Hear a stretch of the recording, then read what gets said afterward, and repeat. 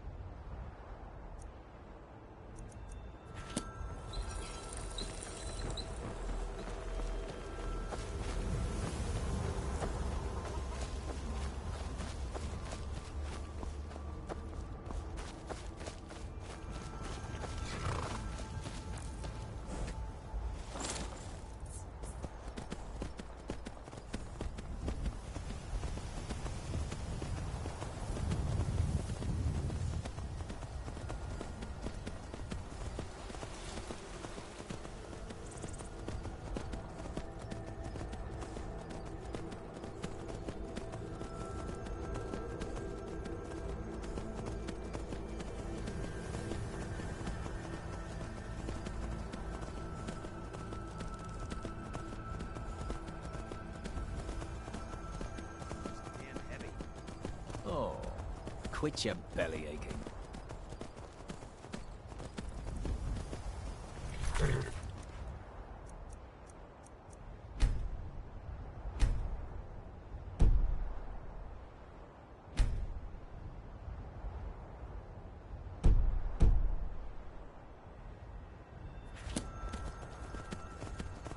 I'm still sore where I took that out.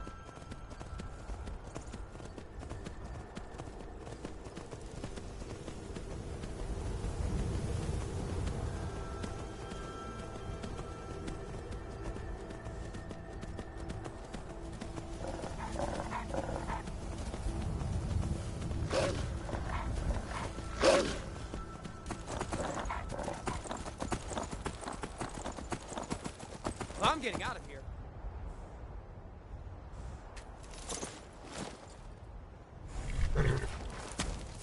Help!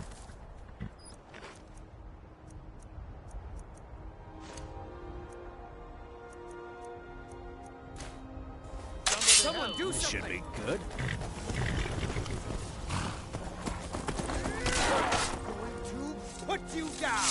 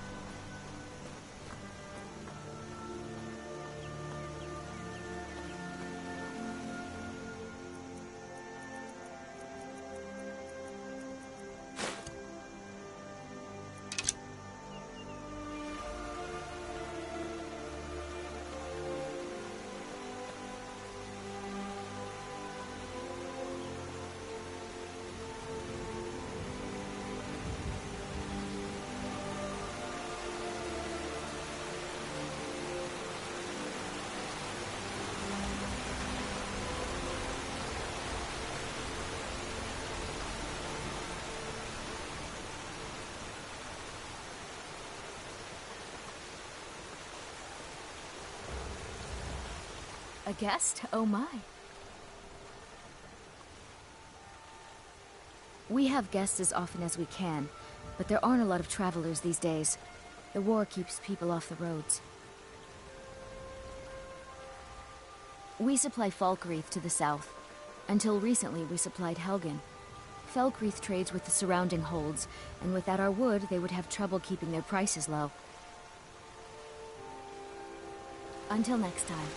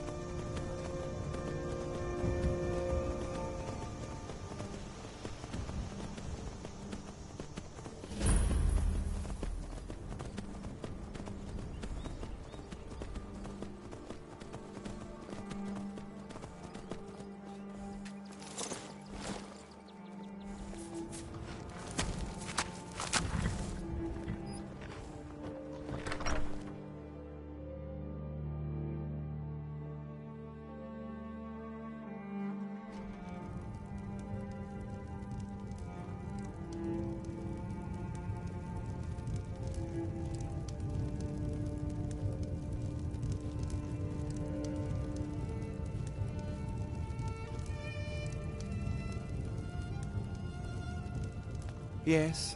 Good to see you. Finally, someone useful is around.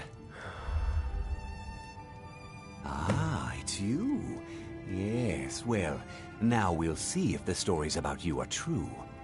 There's a group of bandits in my hold that I may have had a few discreet dealings with. The cut they were giving me was good at first, but now it's time to clean things up. Go and take care of it. Good.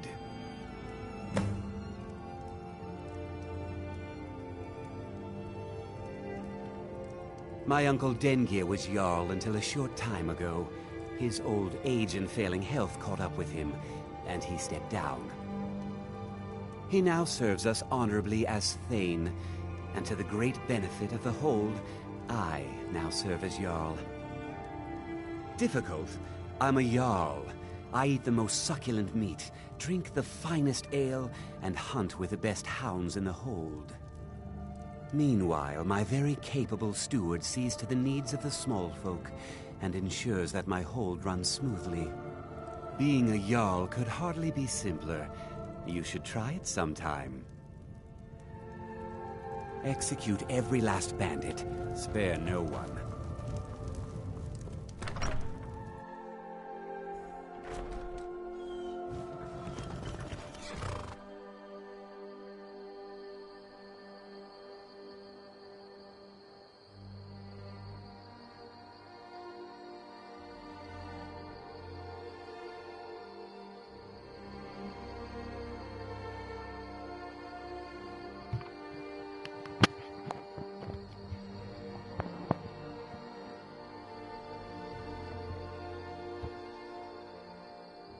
Alright, there you go.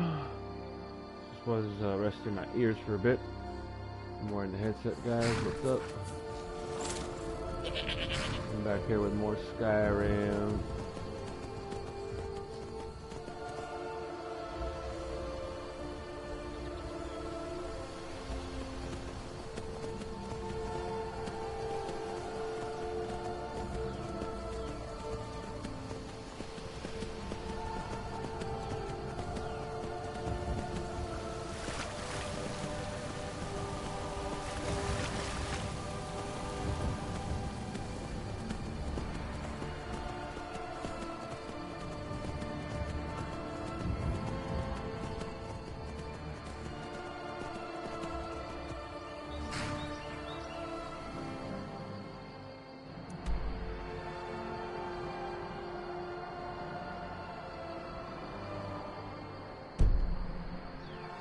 Huh, that is part of his hold?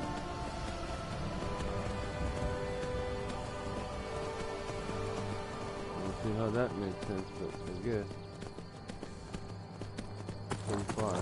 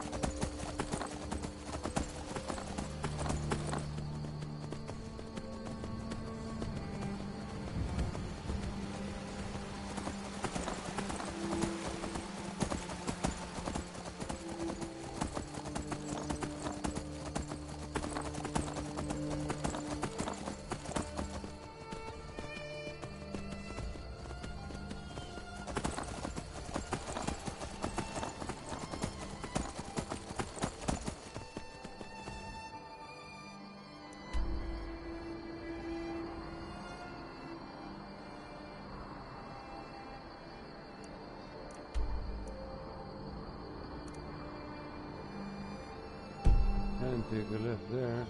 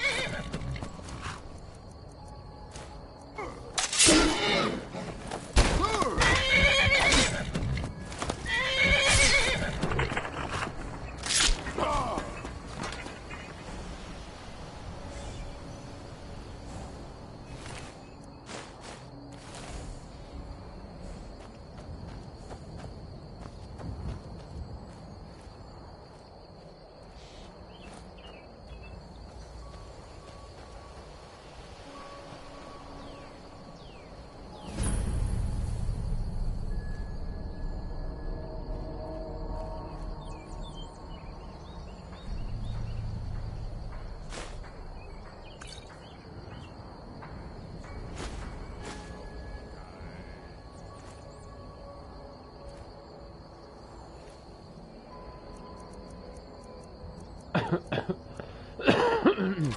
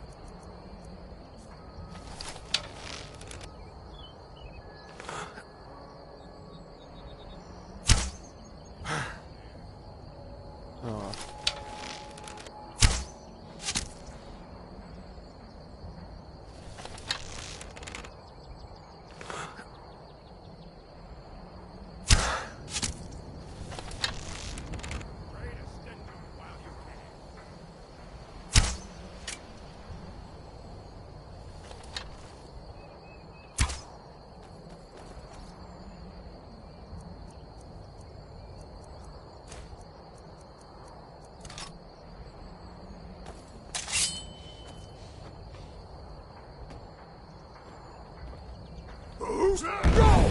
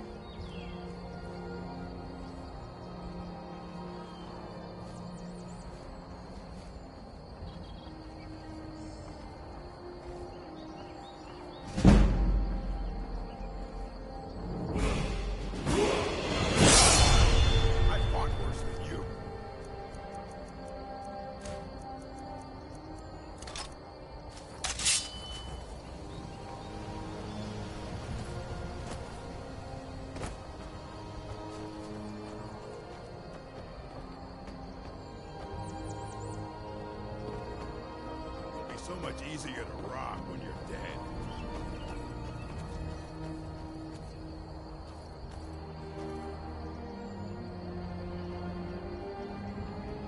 Pray to stay while you can.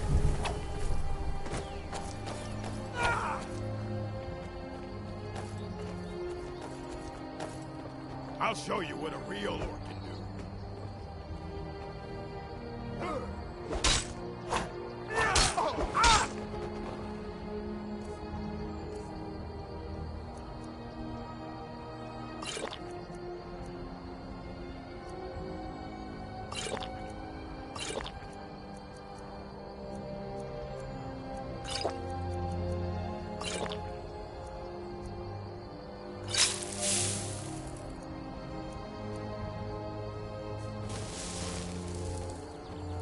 I fought worse than you. Boost! Go!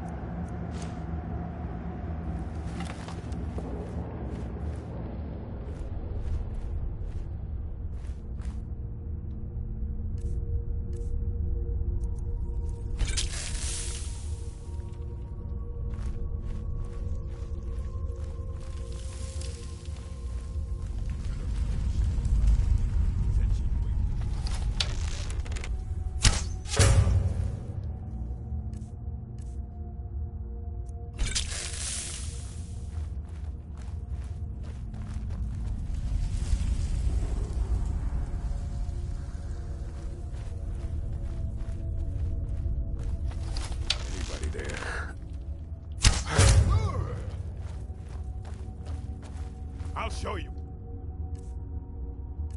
Whatever.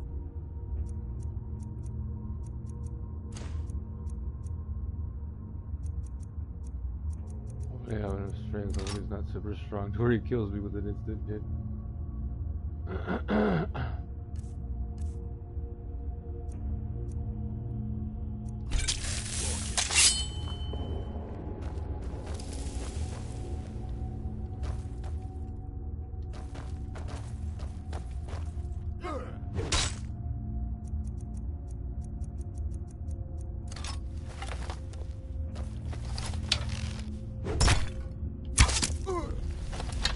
You're a fool to fight me. Mercy.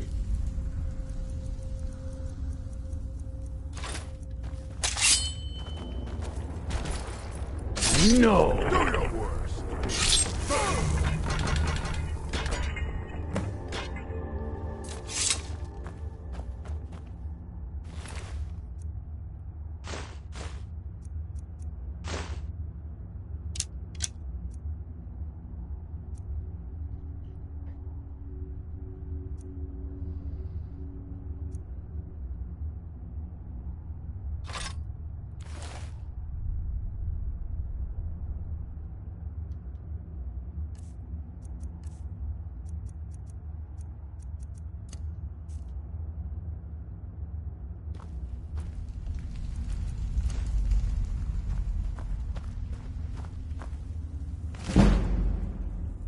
Smithing increased to 20. Nice.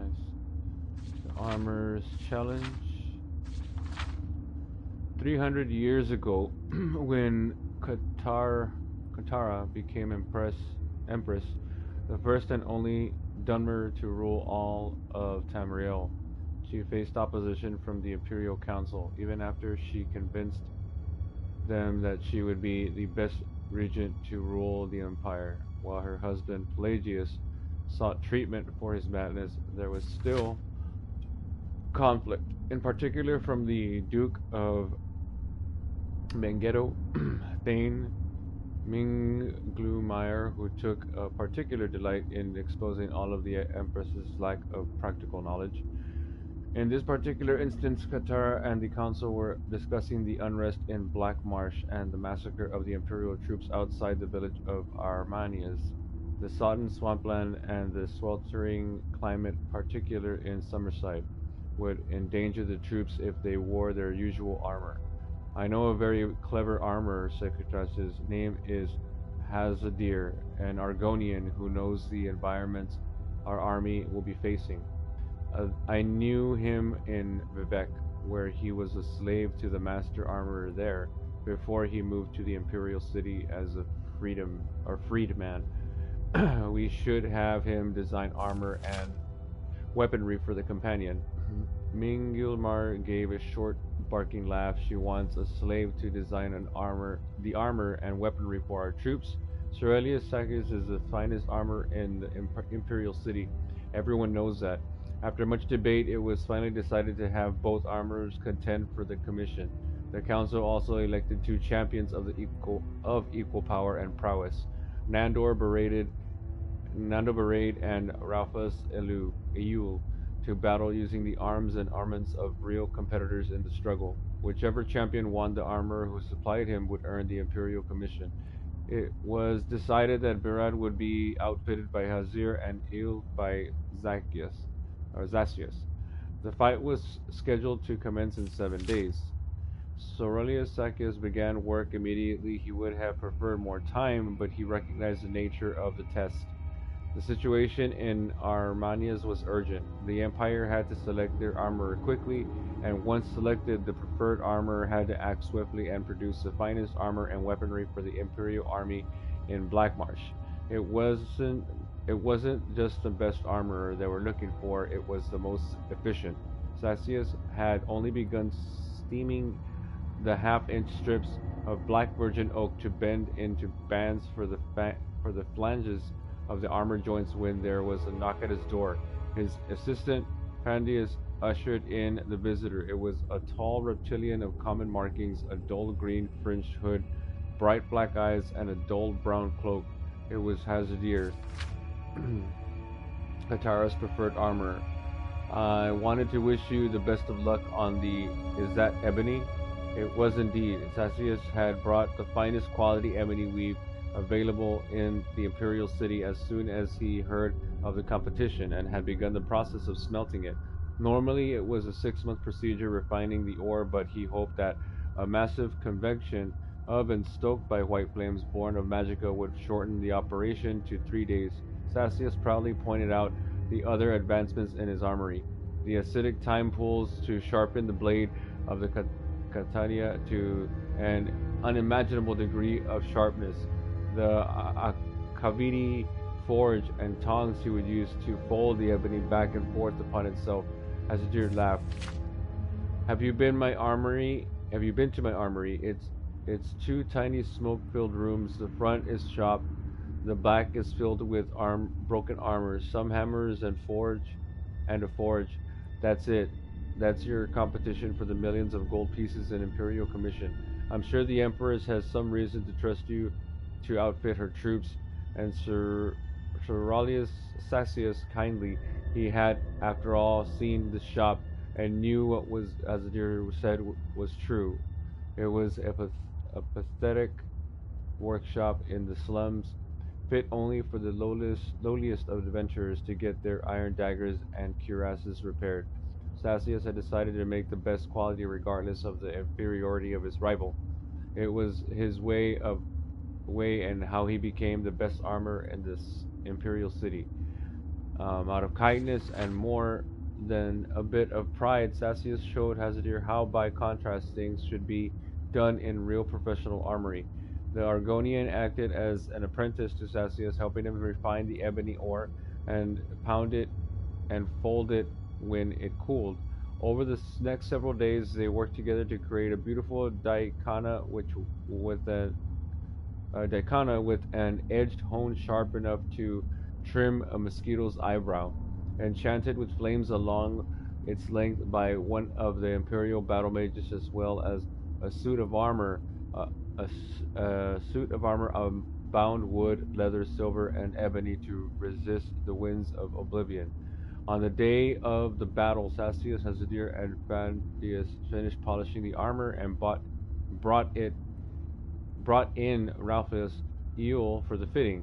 Hazadir left only then, realizing that Nandor Baretti would be at his shop shortly to be outfitted. The 2 warriors met before the Empress and Imperial Council in the arena, which had been flooded slightly to simulate and swampy conditions of the Black Marsh. From the moment Sassius saw Ewell, it was in his suit of heavy ebony and blazing daikana and beret in his collection of dusty rusted lizard scales and spear from Hazadir's shop. He knew who would win, and he was right. The first blow from daikana lodged in Barad's soft shield, as there was no metal trim to deflect it.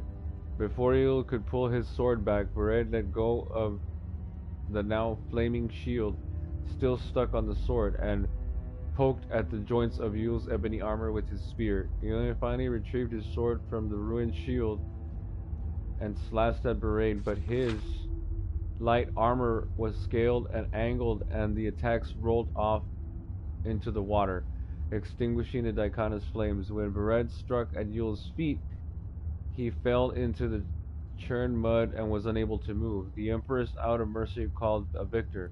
Hazadir received the commissions and thanks to his knowledge of Argonian battle tactics and weaponry and how best to combat them, he designed implements of war that brought down the insurrection of Armania's Kataria, whatever, won the respect of the council and even grudgingly that of Thane Minglumire. Sir Aurelius Sassius went to Morrowind to learn what Hazadir learned there and was never heard from again. He fooled him, basically what they were saying.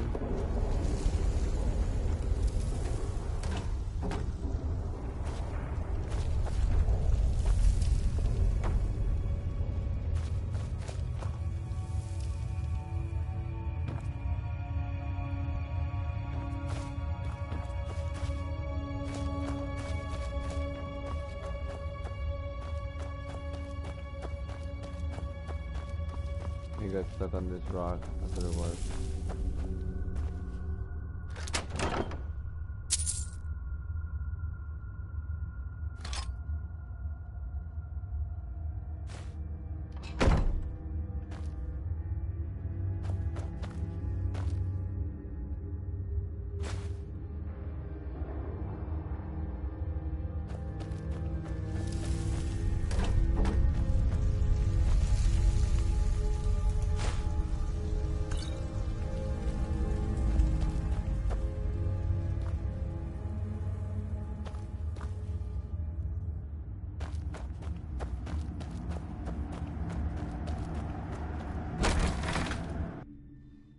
I did it.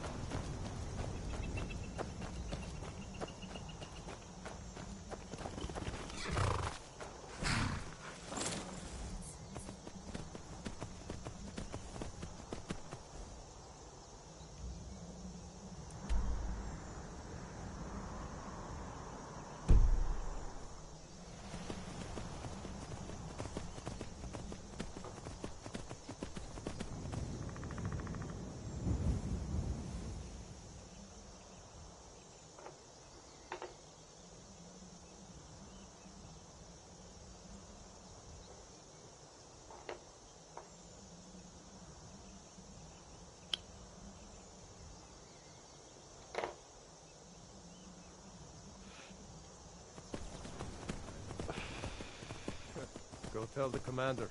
I'm sure the boot in your arse will take your mind off your trouble. This doesn't concern you, friend. I bet we have rats.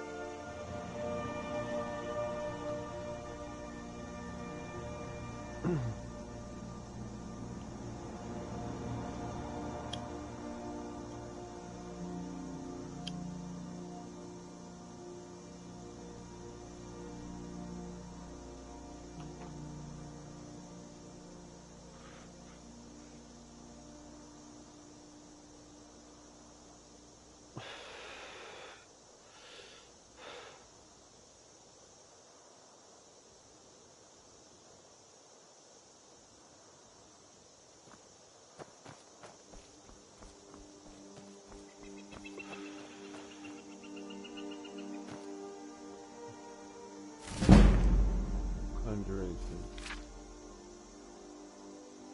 10 Frostfall, 29-28. Fragus Hyrock. The creature before them blinked senseless, its eyes glazed, mouth opening and closing as if relearning its function. A thin glob of saliva burbled down between its fangs and hung suspended. Turala had never seen anything of its kind before, reptilian and massive, perched on its hind legs like a man. Ministera applauded enthusiastically. "My child," she crowded, "you've come so far in so short a time. What were you thinking when you summoned this Daedroth?" It took Turala a moment to recall whether she was thinking anything at all. She was merely overwhelmed that she had reached out across the fabric of reality into the realm of oblivion and plucked forth this loathsome creature, conjuring it into the world by the power of her mind. "I was thinking of the color red," Turala said, concentrating the simplicity and clarity of it, "and then I desired and spoke the charm, and this is what I conjured up." "Desire is a powerful force for a young witch," said Ministera, and it is well matched in this instance, for this Daedroth is nothing if not a simple force of the spirits. Can you release your desire as easily? Turala closed her eyes and spoke of the dismissal invocation. The monster faded away like a painting in sunlight, still blinking confusedly. Ministera embraced her dark elf pupil, laughing with delight. "I never would have believed it. In a month and a day you've been with the Coven, and you've already far more advanced than most of the women here. There is powerful blood in you, Turala. You touch spirits like you were touching a lover. You'll be leading this Coven one day. I've seen it." Turala smiled. It was good to be complimented. The Duke of Mournhold had praised her pretty face and her family before she had dishonored them, praised her manners. Kazir had been nothing more than a companion. His compliments meant nothing, but with mysterious she felt she was home. "You'll be leading the Coven for many years yet, great sister," said Turala. "I certainly intend to, but the spirits, while marvelous companions and faultless tellers of truth, are often hazed about the when and hows. You can't blame them, really. When and how mean so little to them." Ministera opened the door to the shed, allowing the brisk autumn breeze in to dispel the bitter and fetid smells of the Daedroth. "Now I need you to run an errand to Wayrest. It's only a week's ride there, and a week's ride back. Bring Dorothea and Celephia, whatever, with you. As much as we try to be self-sufficient, there are herbs we can't grow here, and we seem to run through an enormous quantity of gems in no time at all. It is important that the people of the city learn to recognize you as one of the wise women of the Skeffington Coven. You'll find the benefits of being notorious far outweigh the inconveniences." Turala did as she was bade, and she and her sisters climbed aboard their horses. Ministera brought her child, little 5-month-old Bosrael, to kiss her mother goodbye. The witches were in love with the little Dunmer infant, fathered by a wicked duke, birthed by wild-eyed elves in the forest heart of the Empire. Turala knew her nursemaids would protect her child with their lives. After many kisses and farewell wave, the three young witches rode off into the bright woods under a covering of red, yellow, and orange. 12 Frostfall 2920 Daiwent during High Rock. For mid this evening, the least loved Porcupine Tavern was wildly crowded. A roaring fire in the pit in the center of the room cast an almost sinister glow on all the regulars and made the abundance of bodies look like a punishment of tapestry, inspired by the Arcturan heresies. Cassier took his usual place with his cousin and ordered a flagon of ale. Have you been to the Baron? Asked Paliath. Yes, he may have worked for me in the palace of Urvarius, said Cassier proudly, but more than that I can't say. You understand secrets of the state and all that. Why are there so many damn people here tonight? A shipload of dark elves just came into harbor. They've come from the war. I was just waiting until you got here to introduce you as another veteran. Cassier blushed but regained his composure enough to ask, what are they doing here? Has there been a truce? I don't know the full story, said Paliath, but apparently the Emperor and Vivek are in negotiations again. These fellas have investments they were keen to check on, and they figured things on the bay were quiet enough. But the only way we can get the full story is to talk to the chaps. With that, Paliath gripped his cousin's arm and pulled him to the other side of the bar so suddenly, Cassier would have had to struggle violently to resist. The Dunmer travelers were spread out across 4 of the tables, laughing with the locals. They were largely amiable young men, well-dressed, befitting merchants, animated in gesture made more extravagant by liquor. Excuse me, said Paliath, intruding on the conversation. My cousin Cassier was in the war as well, fighting for the living god Vivek. The only Cassier I ever heard of, said one of the Dunmer drunkenly with the wide, friendly smile, shaking Cassier's free hand, was a Cassier Whiteley, who Vivek said was the worst spy in history. We lost Aldmaric due to his bungling intelligence work. For your sake, friend, I hope the two of you were never confused. Cassier smiled and listened as aloud told the story of his failure with bountiful exaggerations, which caused the table to roar with laughter. Several eyes looked his way, but none of the locals sought to explain that the fool of the table was standing at attention. The eyes that strung the most were his cousin's. The young man who had believed that he had returned to Daiwin, a great hero. At some point, certainly, the Baron would hear about it, his idiocy increasing manifold, and with each retelling. With every fiber in his soul, Cassier cursed the living god Vivek. 2021 Frostfall 2920, the Imperial City, Cyrodiil. Corda, in a robe of blinding whiteness, a uniform of the priestess of the Higath Morwa,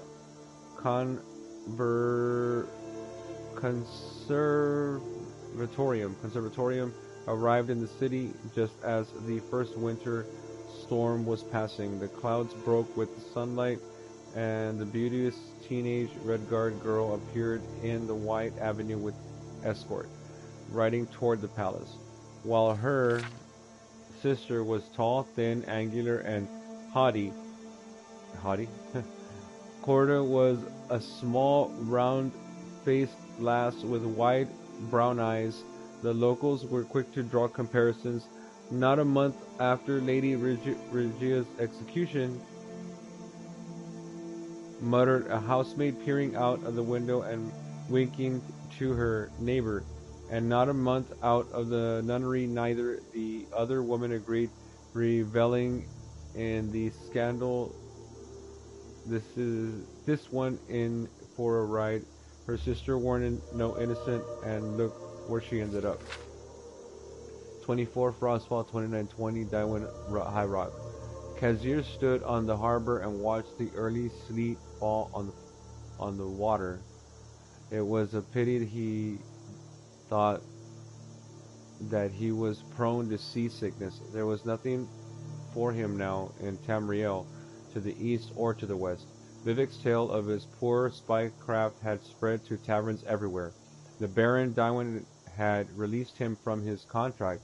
No doubt they were laughing about him in Daggerfall 2, and Dawnstar, Lilmonth, Rimmon, Greenheart, probably in Akavir, and Yokuda for that matter. Perhaps it would be best to drop into the waves and sink.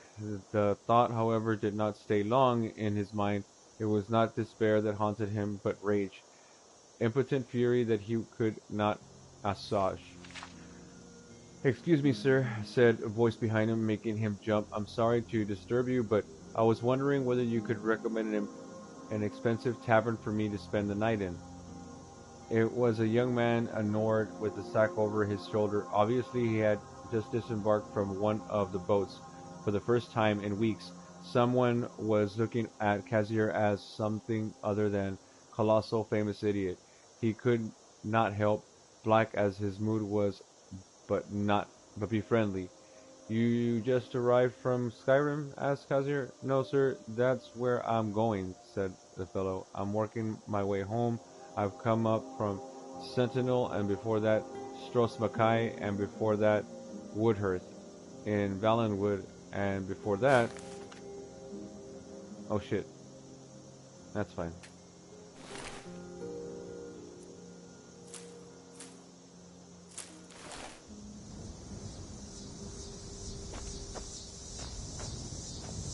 Where's my horse?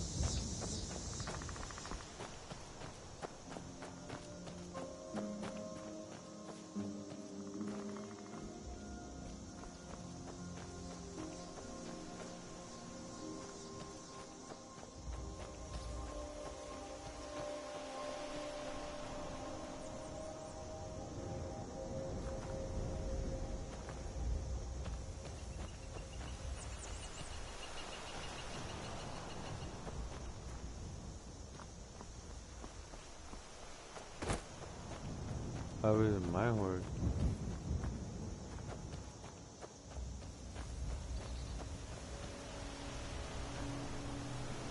Is my horse dead?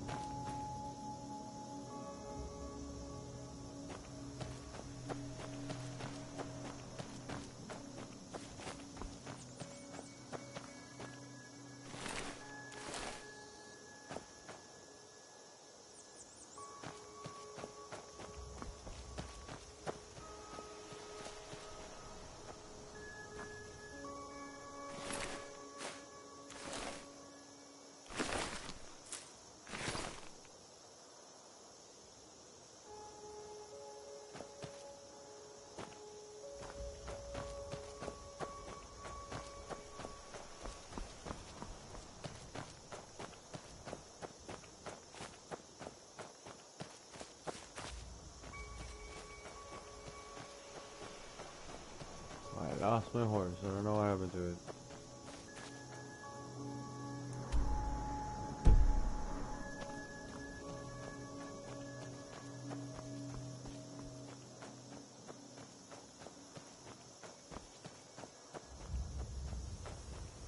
I need to rest.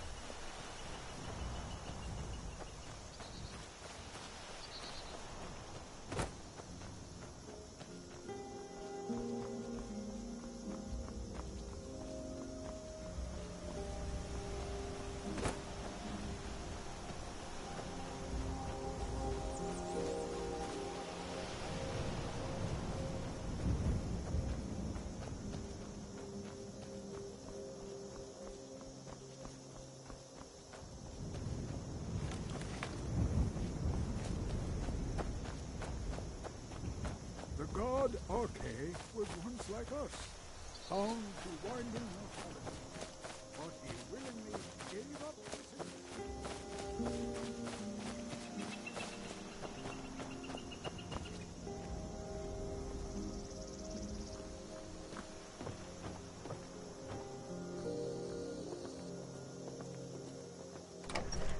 All right. Come on in. Just stoke the fire. Take a seat and get the cold out.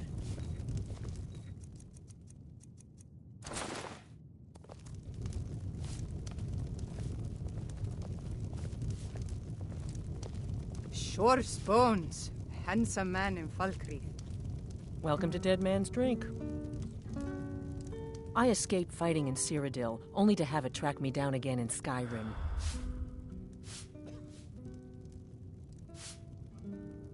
Let's sate that appetite, hmm?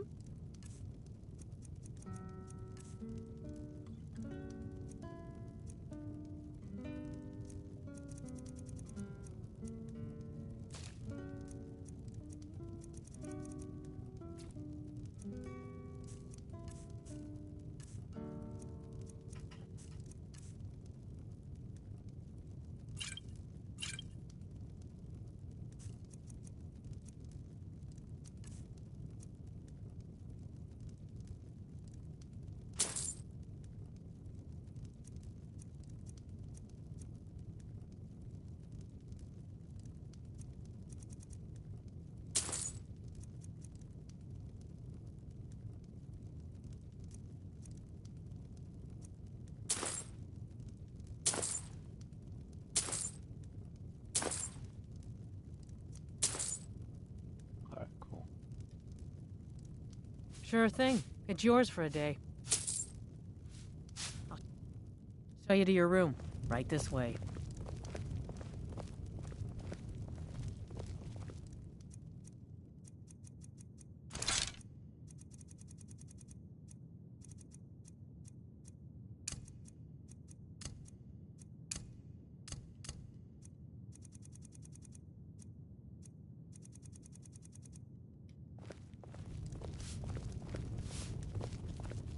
Let me know if there's anything else you need.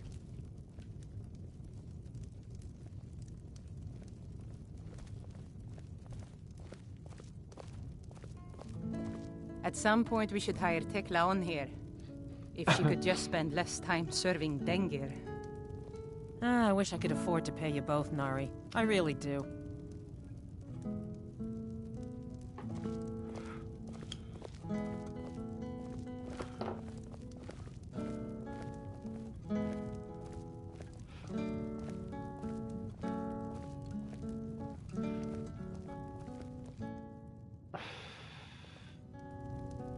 I'll get to chill for a little bit.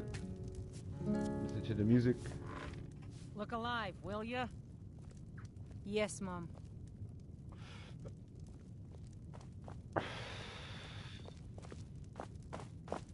You want a drink? A strong drink will chase off that chill in the air.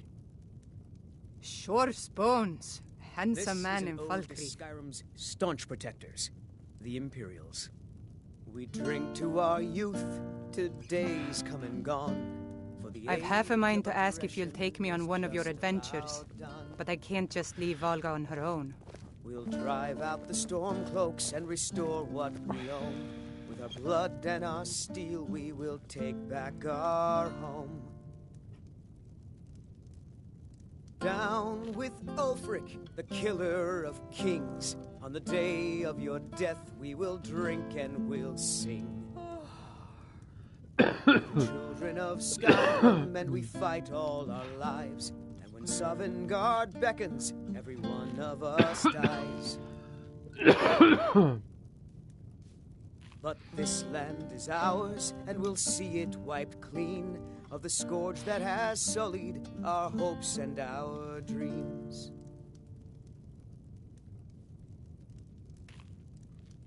This is a local favorite and one of the first songs I ever learned. Ragnar the Red. Ragnar the Red. Oh, there once was a hero named Ragnar the Red who came riding to Whiterun from old Rorikstead. And And the braggart did swagger and brandish his blade as he told of bold battles and gold he had made.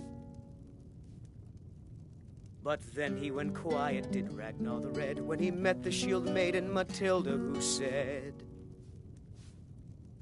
"Oh, you talk and you lie and you drink all our mead. Now I think it's high time that you lie down and bleed." And so then came clashing and slashing of steel as the brave lass Matilda charged in full of zeal.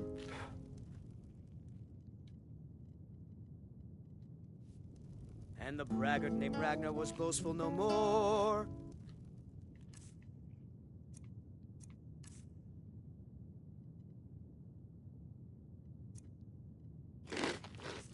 When his ugly red head rolled around on the floor.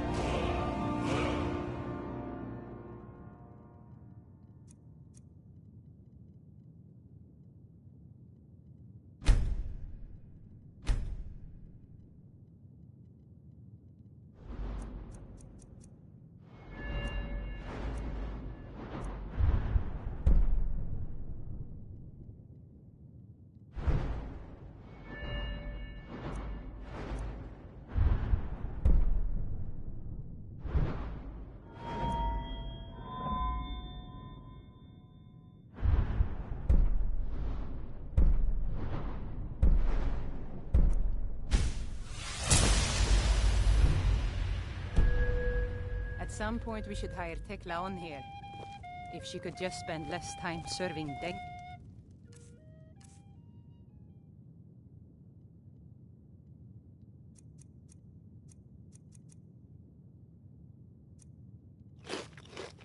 Here.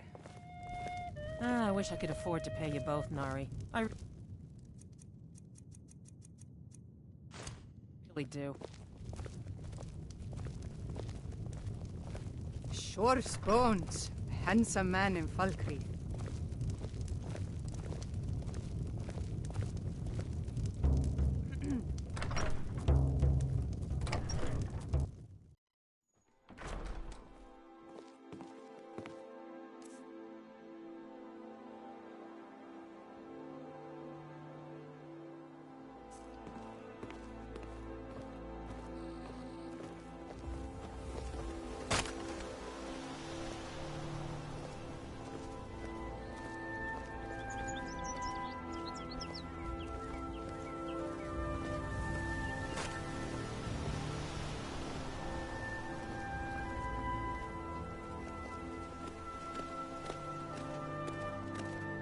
Try not to judge Falkreath too harshly, visitor. The war has been hard on us.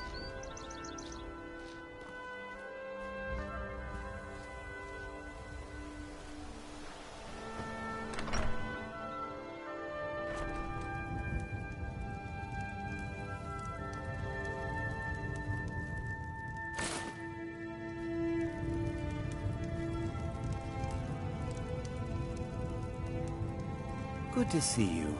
Finally, someone useful is around. Yes, what is it that you want? Teach them to stop paying me. Here, you deserve a reward for your service. You know what? I like you. You're not afraid to get your hands dirty. I hereby grant you permission to purchase property in Falkreath Hold. Talk to my steward if you're interested. There is room in my court for a new Thane. It's an honorary title mainly, but there are a few perks someone like you could make use of. However, I could only grant the title to someone who is known throughout my hold. You help my people, and I'll make you my Thane. On your way, then. Come and see me again sometime. I might have some use for you.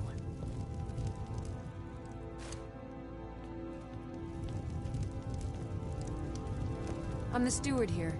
I serve under Jarl Siggeir and Jarl Dengeir before him.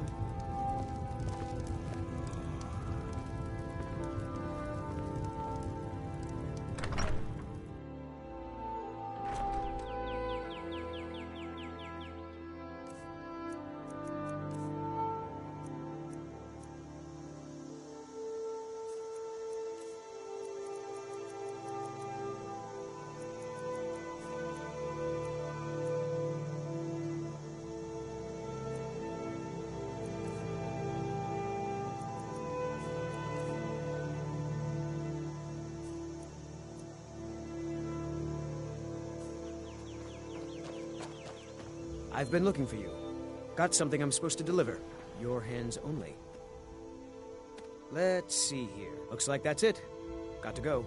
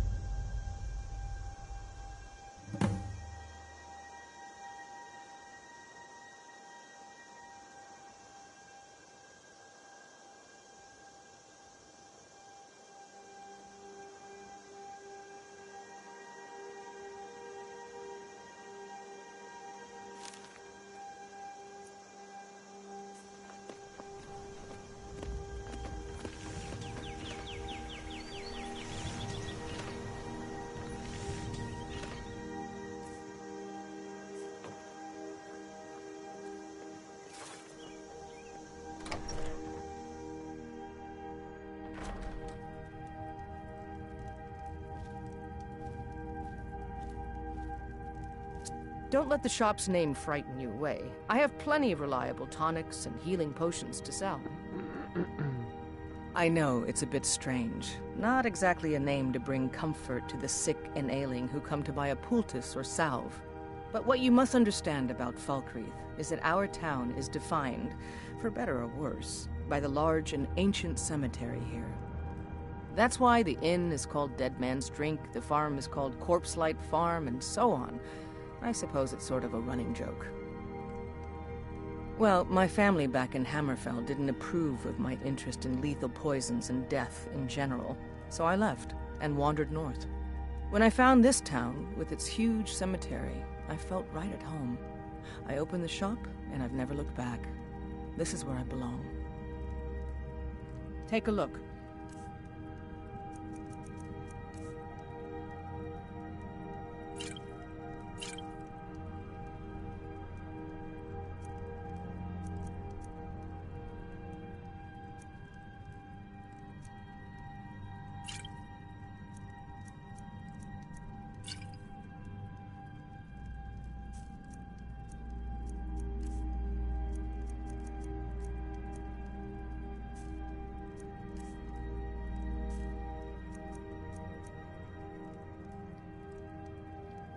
I'll take my leave then.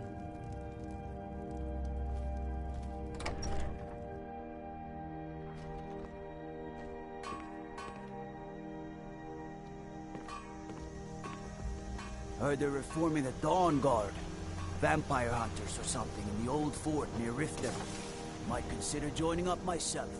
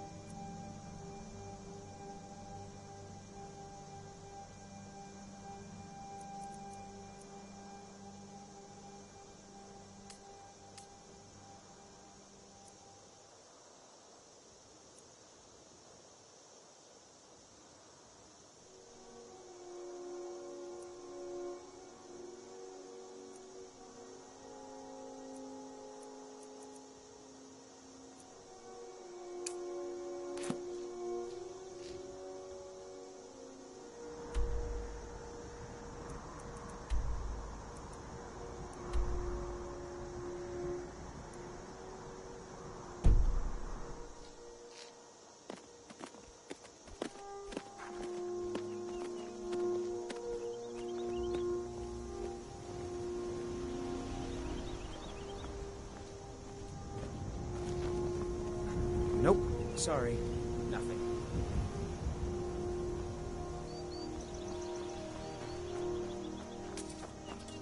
What is it, Elf?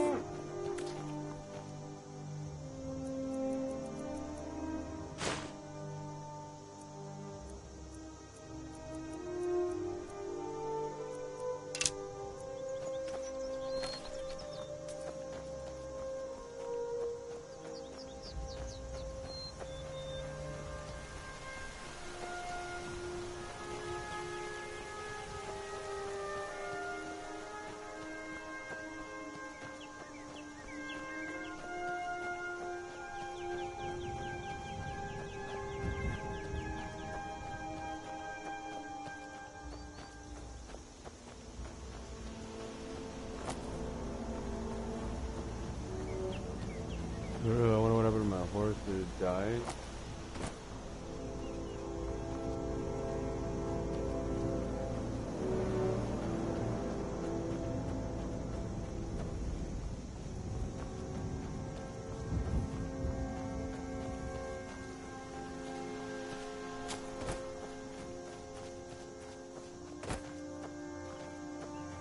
I kind of feel like it ran away. And it stayed.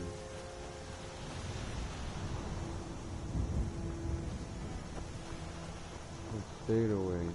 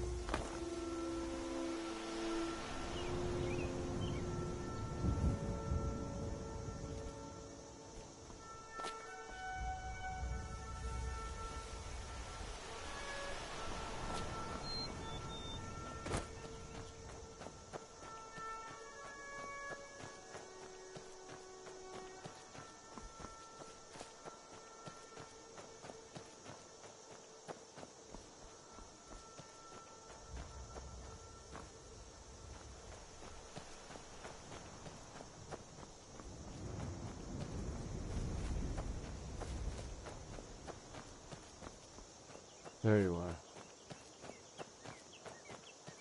Wasn't gonna find him at night. I found him.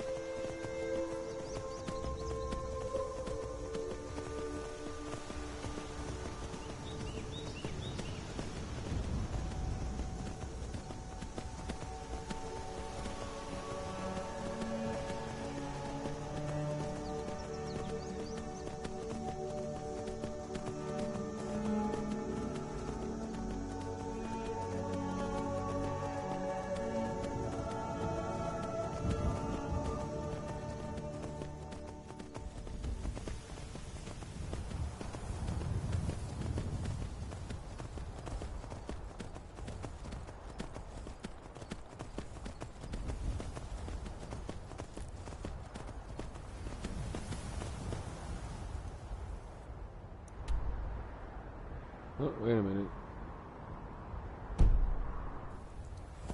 There's a big ass mountain that's gonna be between me and there. I have to go around.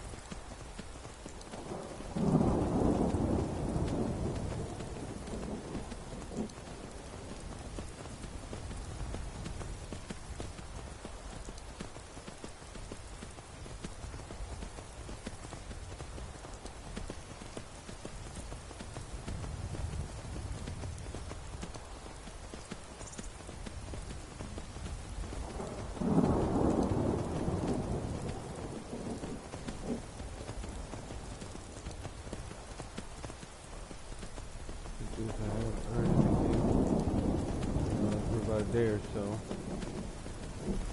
we're earning some money.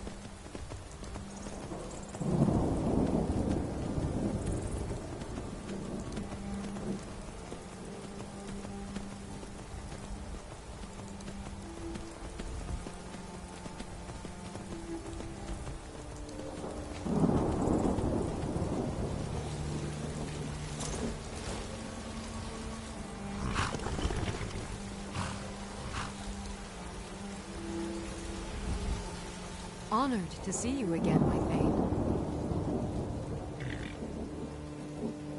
Very good, sir. Of course. What room would you like me to furnish? Very good. I'll make all the arrangements. Is there anything else you need? Of course. What room would you like me to furnish? Very good.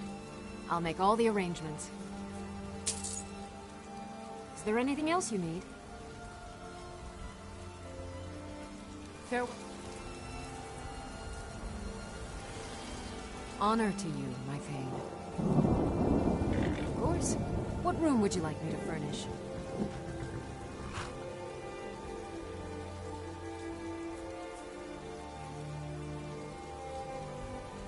All right, then.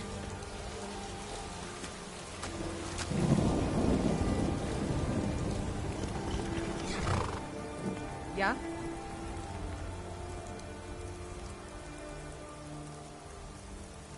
Don't restore his health. His damage health.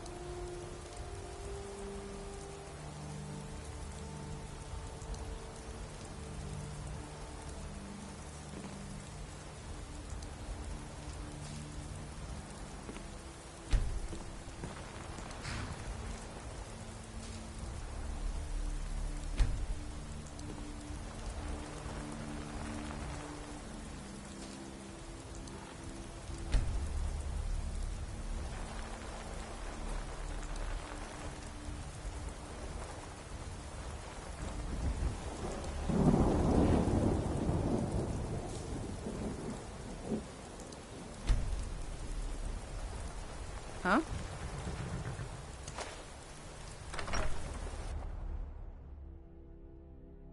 All right.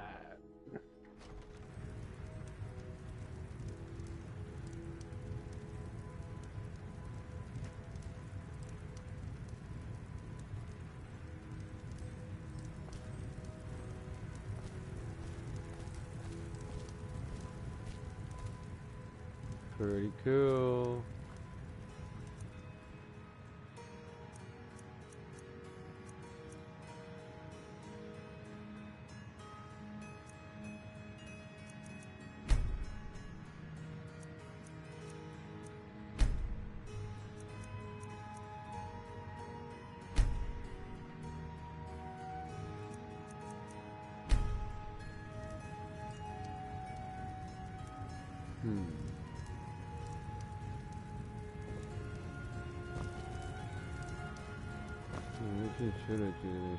One.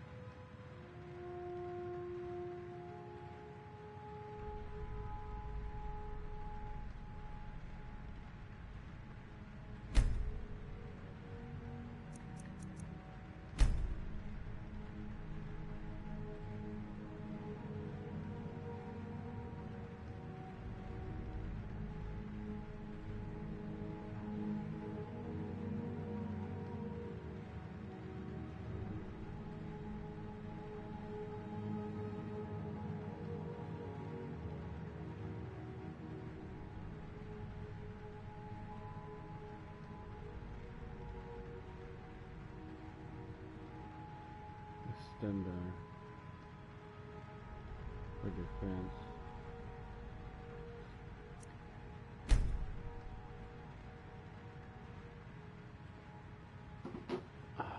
Yes.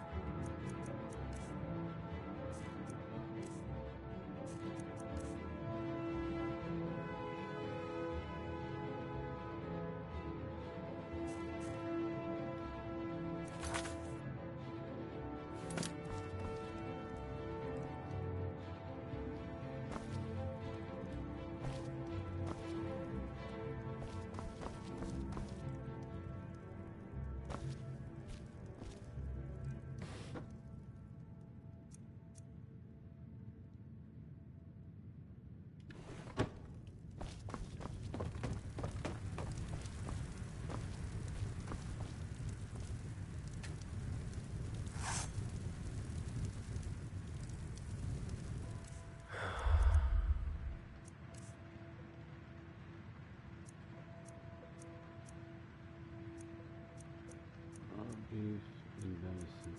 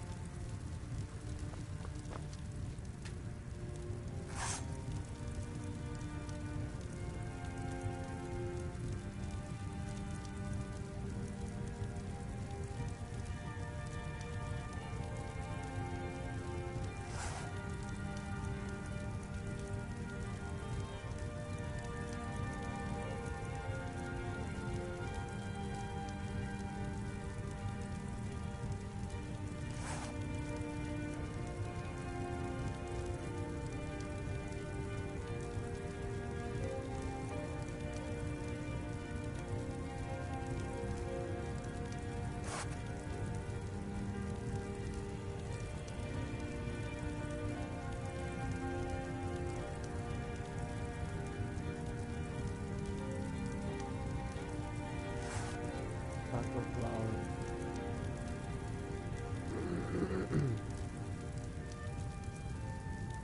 That's awesome. Alright.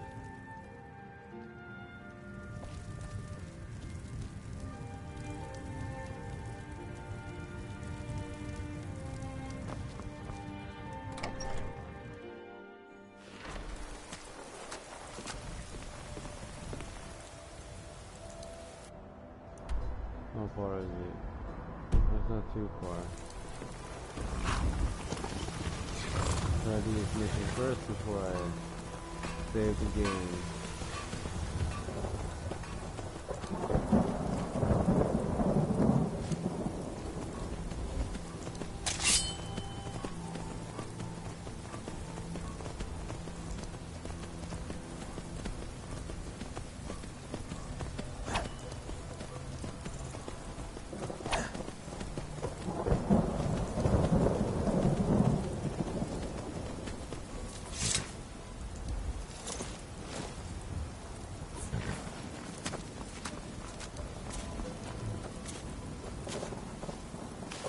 Yes.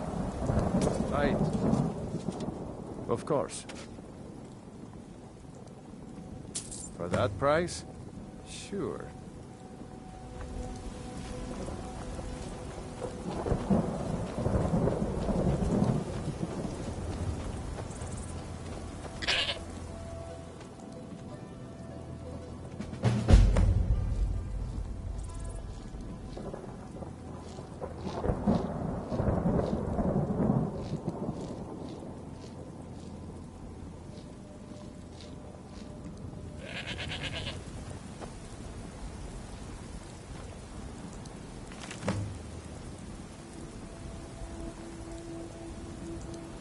Came into town a few days ago looking for work. The folks here are nice enough. There are plenty of wheat and potatoes waiting to be harvested, so I've got a steady supply of coin coming in. I don't think I'm going to need my old pack goat Hilda for much longer. All my bones are starting to creak. And my adventuring days are long over. Now I just need to find someone willing to take care of her. Maybe get a few points for her too. There's a strength in those old bones of hers yet. And how I'm going to miss wandering the wilds of Skyirm. I saw many strange and wonderful things out there. Pine trees, as tall as mountains, old Nord tombs. I once even stumbled across a wandering spirit made of pure ice.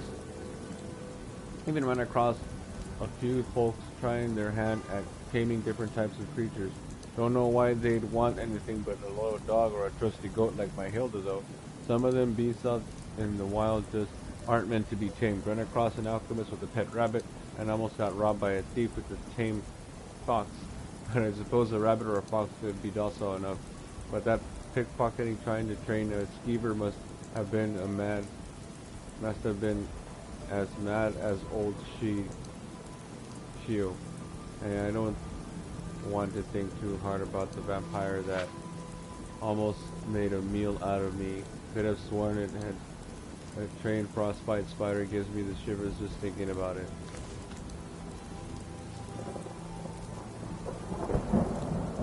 Alright. Well, that's the saving point, guys and girls. Not too bad.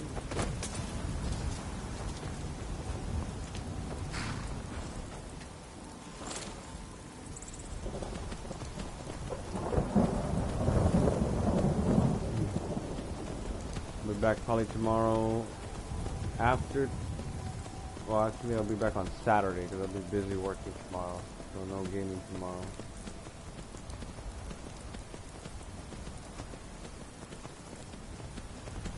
Saturday I'll be live once again. More Skyirm, I believe. This is good.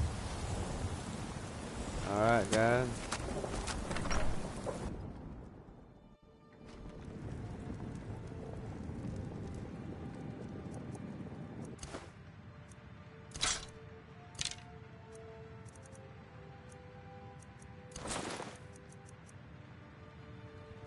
Alright, guys. Calling it.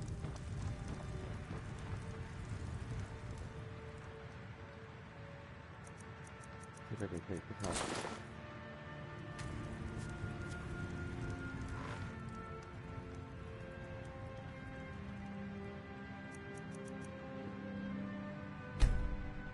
Alright.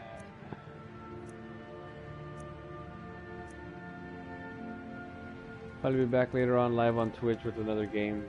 We'll see what I feel like playing after this. Just gotta munch out, have some food like I'm gonna do with my character right now.